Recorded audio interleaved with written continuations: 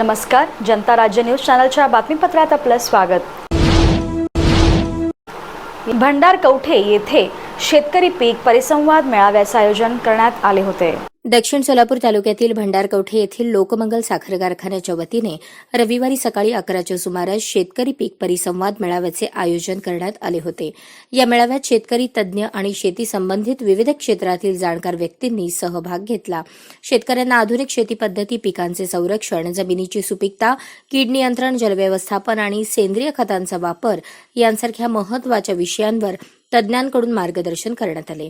उपस्थित तज्ज्ञांनी शेतकऱ्यांना अधिक उत्पादन मिळवण्यासाठी सुधारित तंत्रज्ञान, जैविक शेतीचा तंत्राचा वापर आणि भविष्यात येणाऱ्या आव्हानांचा सामना कसा करावा याबद्दल चर्चा केली।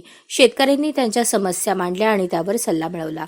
लोकमंगल साखर कारखान्याचे अशा प्रकारचे मेळावे आयोजित करून शेतकऱ्यांच्या हितासाठी योगदान दिले आहे। या परिसंवादाचे प्रास्ताविक लोकमंगल कारखान्याचे संचालक पराग पाटील यांनी केले। याप्रसंगी ऊस उत्पादक शेतकऱ्यांना लकी ड्रॉद्वारे बक्षिसांचे वाटप करण्यात आले। यावेळी ऊस पीक तज्ज्ञ अंकुश चोरमुले, सेंद्रिय शेती तज्ज्ञ डॉक्टर शांतिकुमार पाटील, ऊस भूषण पुरस्कार प्राप्त शेतकरी सोमनाथ हुलगे यांच्यासह हजारो शेतकरी उपस्थित होते। प्रत्येक क्षेत्रामध्ये नवीन नवीन तंत्रज्ञान येतं, नवीन नवीन गोष्टी म्हणजे घडतात त्याच्यामध्ये। तर ह्याच्यामध्ये त्या सगळ्यांना म्हणजे त्याची माहिती म्हणजे व्हावी, म्हणजे किंवा कोण वक्ते येणार आहेत त्याच्यासाठी। तर ते म्हटले की जो तुम्ही बुद्धिबळ खेळ जर तुम्ही जर ऐकला असेल तर त्याचं म्हणजे विश्वनाथन आनंद म्हणून त्याचं म्हणजे भारतातला काही जगातला म्हणजे टॉप का 1 का 2 नंबरवरती आहेत। तर ते सांगायला येणार आहेत म्हणे आमच्या IPS अधिकाऱ्यांना, कमिशनर आणि SP-ना की मेंटल प्रेशर कसं म्हणजे हाताळायचं। म्हणजे जो माणूस म्हणजे कम्प्युटरच्या विरोधात म्हणजे बुद्धिबळाचा खेळ खेळतो तो माणूस म्हणजे आता म्हणजे पोलीस कमिशनरला सांगणार की कसं म्हणजे, कारण का किती प्रेशर असतं म्हणजे लक्षात ठेवा तुम्ही। म्हणजे शिवसेना जिल्हाध्यक्ष मनीष काळजे यांचा भाजपला आवाहन। विधानसभा निवडणुकीच्या अनुषंगाने आता उमेदवारांची यादी जाहीर होत आहे। सोलापुरातील शहर मध्य हा विधानसभा मतदारसंघ महायुतीमधून मुख्यमंत्री एकनाथ शिंदे यांच्या शिवसेनेला मिळणार हे आता जवळपास निश्चित झाले आहे। या मतदारसंघातून शिवसेनेचे जिल्हा प्रमुख मनीष काळजे, जिल्हा संपर्क प्रमुख प्राध्यापक शिवाजी सावंत, राज्याच्या प्रवक्त्या ज्योती वाघमारे हे प्रमुख इच्छुक आहेत। प्रत्येकाने आपापल्या परीने या मतदारसंघात बरीच विकास कामे केली आहेत, अनेक सामाजिक उपक्रम राबवले आहेत आणि मोर्चे बांधणी सुद्धा केली आहे। असे असताना अचानक कॉन्ट्रॅक्टर प्रमोद मोरे यांचे नाव समोर आले। त्यांच्या नावाची या मतदारसंघात जोरदार चर्चा होऊ लागली आणि त्यांना उमेदवारी निश्चित झाल्याचेही बोलले जाऊ लागले।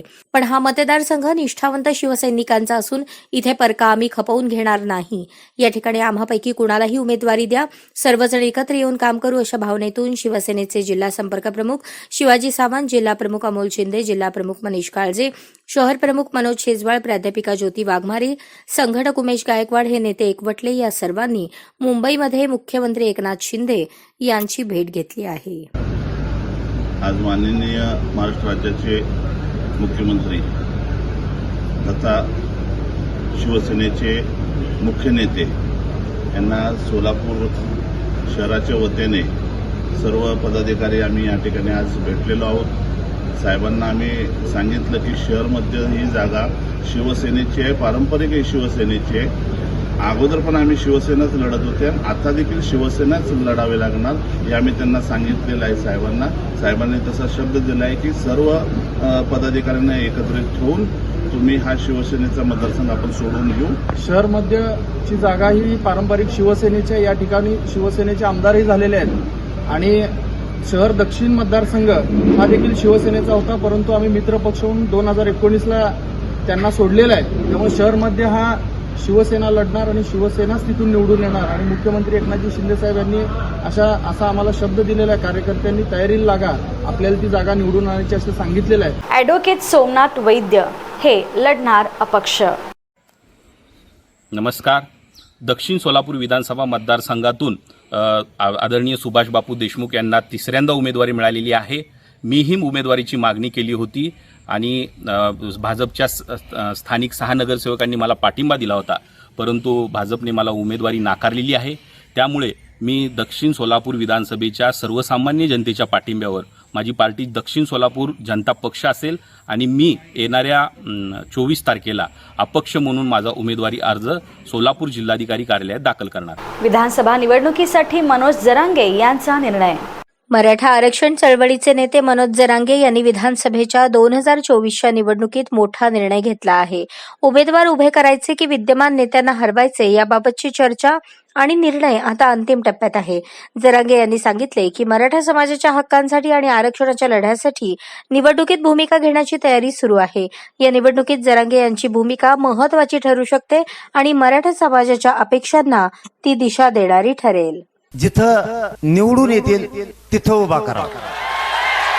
दुसरं, एससीच्या आणि एसटीच्या ज्या जागा आहेत तिथं आपण उमेदवार देऊ नये. ऐका ऐका ऐका आधी, आपण तिथं उमेदवार देऊ नये. कोणत्याही पक्षाचे असू द्या, तिथं कोणत्याही म्हणतो, ते महायुती असो किंवा महाविकास आघाडी, जो आपल्या विचाराचा आहे म्हणजे आपल्या मागणीशी, त्याला आपलं लाखभर मतदान फुकट द्यायचं आणि त्याला निवडून आणायचं.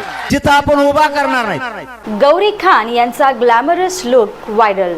शाहरुख खानची पत्नी गौरी खान पुन्हा एकदा तिच्या स्टायलिश लुकमुळे चर्चेत आली आहे. एका खास कार्यक्रमात तिने परिधान केलेल्या आकर्षक आणि ग्लॅमरस ड्रेसने सर्वांचे लक्ष वेधून घेतले. गौरीचा हा लुक सोशल मीडियावर जोरदार ट्रेंड करत आहे आणि चाहत्यांनी तिच्या फॅशन सेन्सचे भरभरून कौतुक केले आहे. तिच्या ड्रेसची डिझाईन, ॲक्सेसरीज आणि कॉन्फिडंट अदा यामुळे तिने पुन्हा एकदा फॅशन आयकॉन म्हणून आपली छाप सोडली आहे. तुम्हाला तिचा हा लुक कसा वाटतो? सोलापुरात मोची समाजाच्या वतीने काँग्रेस भवनात घोषणाबाजी करण्यात आली. विधानसभा निवडणुकीसाठी काँग्रेस पक्षाची यादी आज रात्री जाहीर होण्याची शक्यता असून शहर मध्य या मतदारसंघातून काँग्रेस पक्षाचे मोची समाजातील कार्यकर्ते अंबादास बाबा करगुळे यांना उमेदवारी मिळावी यासाठी मोची समाजातील युवकांनी काँग्रेस भवनात पायऱ्यांवर जोरजोरात घोषणा दिल्या. यावेळी यल्लप्पा तुपदुळकर, मल्लू म्हेत्रे यांनी बोलताना प्रणिती शिंदे यांच्या विषयात मोची समाजाचा सिंहाचा वाटा आहे, त्यामुळे यंदा मोची समाजाला उमेदवारी देऊन विधानसभेत प्रतिनिधित्व करण्याची संधी द्यावी. त्यासाठी केवळ युवकांचे नेते अंबादास बाबा करगुळे यांनाच उमेदवारी मिळावी अशी मागणी केली. आजपर्यंत आपले समाज जवळजवळ 60 ते 70 वर्षापासून काँग्रेस पक्षाचे एकनिष्ठ म्हणून काम करत आलेले आहे. जोपर्यंत गेल्या 2014 व 2019 साली ज्यावेळी इलेक्शन लागले होते त्यावेळी आमदार प्रणितताई आत्ताचे विद्यमान खासदार असलेले, त्यावेळी आपल्या समाजाचे लोक ज्यावेळी 10-11 फेरी मतदान सुरुवात झाली त्यावेळी मोची समाजाच्या मतावर पूर्ण सोलापुरात कळालं की मोची समाजाच्यामुळं ताई निवडून आली. हे सर्व सोलापूरला माहिती आहे. यंदा वर्षी समाजाला जर न्याय मिळाला नाही तर बाबा करगुळे जे निर्णय घेतील आम्ही ते बाबाच्या विचाराने आम्ही मतदान करणार आणि यावेळी न्याय मिळाले तर आम्ही पूर्ण मोची समाज एक ताकदीने अपक्ष बी लढू एवढा आमचा इच्छा आहे. मोची समाजाला न्याय मिळालाच पाहिजे या उद्देशानं मोची समाज संघटनेच्या वतीने आणि बाबा करगुळे यांच्या समर्थक या नात्याने सर्व मोची समाजातील युवक बांधव मोची समाजाला यावेळेस शहर मध्य विधानसभेमधून मोची समाज तिकीट पेटवावं म्हणून सर्व युवक काँग्रेस पक्षाकडनं मागणी करण्यासाठी इथं जमलेला आहोत. आत्तापर्यंत मोची समाज हा काँग्रेस पक्षाशी एकनिष्ठ राहून आतापर्यंत ज्या ज्या उमेदवाराला उमेदवारी दिली त्या उमेदवाराला निवडून आणण्याचं काम केलेलं आहे मोची समाजाने. यावेळेस मोची समाजाचा उमेदवार देऊन त्या मोची समाजाच्या उमेदवाराला निवडून आम्हाला शहरमध्ये मोची समाजाचा हक्काचा एक आमदार पाहिजे म्हणून आम्ही इथं उपस्थित आहे. आणि या उपस्थितीचं कारण म्हणजे आमच्याकडे एक सक्षम नेतृत्व म्हणजे बाबा करगुळे, अंबादास बाबा करगुळे यांना काँग्रेस पक्षाकडनं उमेदवार देऊन त्यांना निवडून आणण्याचं काम आम्ही करणार आहे आणि पक्षाने त्यांच्यावर विश्वास ठेवून त्यांना उमेदवारी द्यावं म्हणून एवढंच आम्ही विनंती करतो. उमेदवारी जाहीर होताच आमदार सुभाष देशमुख यांनी घेतले ग्रामदैवत श्री सिद्धरामेश्वर यांचे दर्शन. विधानसभा निवडणुकीसाठी भारतीय जनता पार्टीच्या 99 उमेदवारांची यादी रविवारी जाहीर करण्यात आली. तर दक्षिण सोलापूर विधानसभा मतदारसंघातून सलग तिसऱ्यांदा विद्यमान आमदार सुभाष देशमुख यांना उमेदवारी मिळाली आहे. बापूंना उमेदवारी मिळाल्याने समर्थक कार्यकर्त्यांमध्ये उत्साहाचे वातावरण आहे. दक्षिण सोलापूर मतदारसंघातून महाविकास आघाडीकडून धर्मराज काडादी यांना संभाव्य उमेदवार म्हणून पाहिले जाते. त्यांच्या नावाची लवकरच घोषणा होण्याची शक्यता आहे. उमेदवारी जाहीर होऊन दुसऱ्या दिवशी सुभाष देशमुख यांनी काडादी यांना शोध दिला आहे. त्यांनी धर्मराज काडादी हे देवस्थान पंच कमिटीचे अध्यक्ष असलेल्या ग्रामदेवत ग्रामदैवत सिद्धरामेश्वर मंदिरात जाऊन दर्शन घेतले आणि त्या ठिकाणी आरती केली. माध्यमांशी बोलताना मागील 10 वर्षात आपण जनतेच्या विश्वासास पात्र ठरलो आहोत. अनेक विकास कामे केली आहेत. त्यामुळेच पक्षाने आपणावर विश्वास ठेवून तिसऱ्यांदा उमेदवारी दिली असे सांगताना ग्रामदैवत सिद्धरामेश्वरांचा आशीर्वाद आपल्याच पाठीशी राहणार असे सांगून काडादी यांना नकळत टोला हाणला आहे. भारतीय जनता पार्टीकडून दक्षिण सोलापूर विधानसभा मतदारसंघासाठी इच्छुक असलेले सोमनाथ वैद्य यांनी सोलापूर शहराच्या सामाजिक, राजकीय आणि सांस्कृतिक क्षेत्रात उल्लेखनीय कामगिरी करत मागील 3 महिन्यांपासून सोमनाथ वैद्य यांनी दक्षिण विधानसभा मतदारसंघात मोर्चे बांधणी सुरू केली आहे. विविध सामाजिक उपक्रमांच्या माध्यमातून त्यांनी लक्ष वेधून घेतले. या भागातील शेतकरी, महिला, युवक, बेरोजगार यांच्यासाठी त्यांचा प्रयत्न आहे. या जोरावर त्यांनी विधानसभा निवडणुकीसाठी भाजपकडून उमेदवारी मागितली होती, परंतु आमदार सुभाष देशमुख यांना उमेदवारी जाहीर होताच अपक्ष म्हणून निवडणूक लढवण्याचा त्यांनी निर्णय घेतला आहे. दरम्यान भारतीय जनता पार्टीमध्ये प्रवेश केला होता. त्यांना भाजपमधील 6 ते 7 माजी नगरसेवकांचा पाठिंबा होता. लिंगायत समाजाचा चेहरा म्हणून त्यांना अपेक्षा होती, परंतु पक्षाने विद्यमान आमदारांवर विश्वास ठेवत त्यांनाच उमेदवारी दिली. त्यामुळे आता दक्षिण सोलापूरची जनता हाच माझा पक्ष म्हणून सोमनाथ वैद्य या मतदारसंघात नशीब आजमावणार आहेत. अशाच नवनवीन अपडेटसाठी जनता राज्य न्यूज चॅनलला सबस्क्राईब करा, लाईक करा आणि शेअर करायला विसरू नका. आमदार बच्चू कडू यांनी राणा दाम्पत्याबाबत मोठं विधान केलं आहे. ते म्हणाले की भाजपच्या काही नेत्यांनी राणा दाम्पत्याला जिल्ह्यात ठेवायचं नाही अशी योजना आखली आहे. या विचारांनी संपूर्ण व्यवस्था उभी करण्यात आली आहे. कडू यांनी राणा दाम्पत्यावर टीका करत त्यांची लोकप्रियता आणि राजकीय यश संपवण्यासाठी भाजपकडून प्रयत्न सुरू असल्याचे सांगितले. या घडामोडींवर सर्वांचं लक्ष लागलं आहे. विशेषतः आगामी निवडणुकींच्या पार्श्वभूमीवर या राजकीय हालचाली महत्त्वाच्या ठरू शकतात. अशाच नवनवीन अपडेटसाठी जनता राज्य न्यूज चॅनलला सबस्क्राईब करा, लाईक करा आणि शेअर करायला विसरू नका. उमरेड विधानसभेच्या जागेसाठी भारतीय जनता पक्ष ठाम भूमिका घेऊन आग्रही असल्याचे प्रदेशाध्यक्ष चंद्रशेखर बावनकुळे यांनी स्पष्ट केले आहे. बावनकुळे म्हणाले की भाजप उमरेडची जागा जिंकण्यासाठी सर्वतोपरी प्रयत्न करणार असून या जागेसाठी पक्ष पूर्ण ताकदीने लढणार आहे. उमरेड मतदारसंघात भाजपला विजय मिळवून देण्यासाठी सर्व कार्यकर्त्यांनी एकजुटीने काम करावे असे आवाहनही त्यांनी केले. आगामी विधानसभा निवडणुकीत उमरेडची जागा महत्त्वाची असल्याचे बावनकुळेंनी सांगितले आहे. उमरेडची जागा परंपरागत भारतीय जनता पार्टीची आहे आणि त्यामुळं आम्ही एकनाथजी अजित पवार साहेबांना विनंती केली आहे की मागच्या 30 वर्षाचा जर कार्यकाळ बघता उमरेड ही भारतीय जनता पार्टीची जागा आहे आणि आम्ही एकनाथजी आणि अजितदादाला विनंती करणार आहे. अशाच नवनवीन अपडेटसाठी जनता राज्य न्यूज चॅनलला सबस्क्राईब करा, लाईक करा आणि शेअर करायला विसरू नका. कंदलगाव येथे झालेल्या तालुकास्तरीय व्यक्तिमत्व विकास स्पर्धेत जिल्हा परिषद प्राथमिक मराठी शाळा इंगळगीचा इयत्ता 6वीत शिकणारा विद्यार्थी हुलगय्या राजकुमार तेलंग याने चित्रकला स्पर्धेत मोठ्या गटात तालुक्यात प्रथम क्रमांक मिळवला.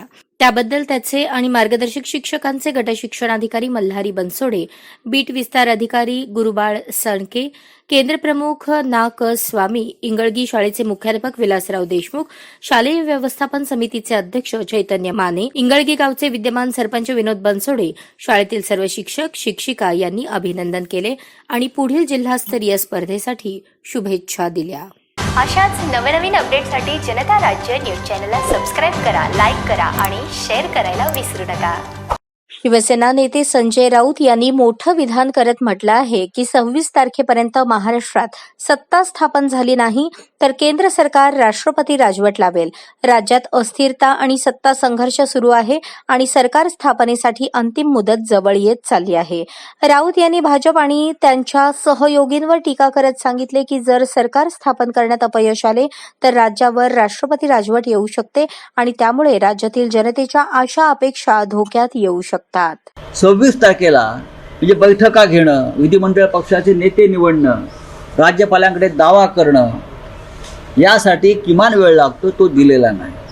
26 तारखेपर्यंत सरकार हे बनवू शकले नाहीत म्हणून राष्ट्रपती राजवट पुढे 6 महिने लावा हे यांचं फार मोठं कारस्थान अमित शहांचं आहे. अहमदाबाद आणि गुवाहाटीला ज्यांनी कांड केली सगळी, त्यांच्या हातात राज्य राहावं यासाठी राष्ट्रपती राजवट लगेच लावायची 26 तारखे म्हणून फक्त 2 दिवसाचा कालावधी सरकार बनवायला दिलेला आहे.